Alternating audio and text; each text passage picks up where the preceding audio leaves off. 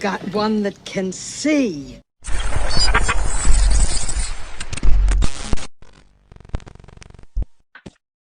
Hey, I want to talk about the mystery for a minute.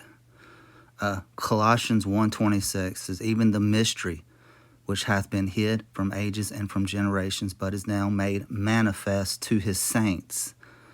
Okay, why the need of a mystery?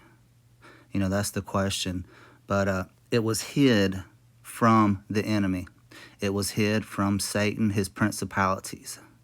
And this part, I'm going to give you my opinion, but it's based on Scripture. I think some of you will probably agree. But, when Satan and the third of the angels got cast down, that's when I believe God had the mystery.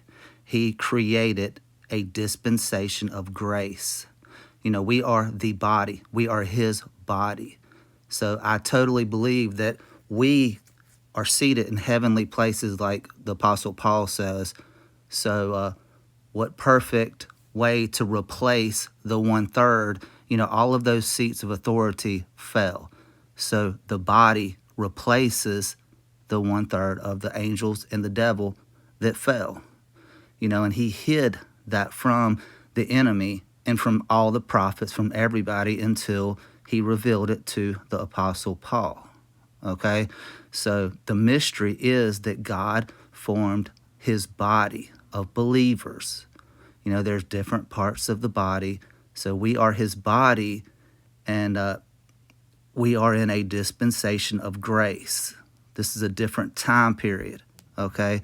So, and another reason why there's no way that we can go through Jacob's trouble, the great tribulation, because remember, Jesus' body, his body died on the cross. Okay? There's no way that his body can die twice. You see where I'm going with that? And a lot of people will be like, well, what about the people that get saved in the great tribulation? Well, in the great tribulation, the dispensation of grace is over. Okay? It's going to be a different time period. The people that get saved during Jacob's trouble, they are called tribulation saints. You can look it up in Revelation. They're given white robes, where when his body is up there, we are given raiment. Raiment has jewels and stuff on it because we are the king, his body. We are royalty. We are a royal priesthood. But just think about that. So many people will be like, oh, there ain't no rapture. It was created by Darby. When clearly, go here again. Wrong one. First Thessalonians 1. That's 4:17. Sorry. Here we go. It says, for the Lord himself shall descend from heaven with a shout, the voice of an archangel and trump of God, and the dead in Christ shall be raised first. It says, then, which we are alive and remain, shall be caught up to meet the Lord in the air. So many people will say, oh, well, Christ only comes back one time. That's true. This mystery that's revealed, the catching away, the harpazo, is not the second coming. He catches us up to the clouds. He does not come down here on white horse and with his armies to defeat Satan and Armageddon. This is before the time of Jacob's trouble. That's why it has to be pre-tribulation. Because like I said, his body died once on the cross. It cannot die again. Just like Moses smite the rock one time, and that's what God commanded him to do it once, and he did it a second time, and God did not command that.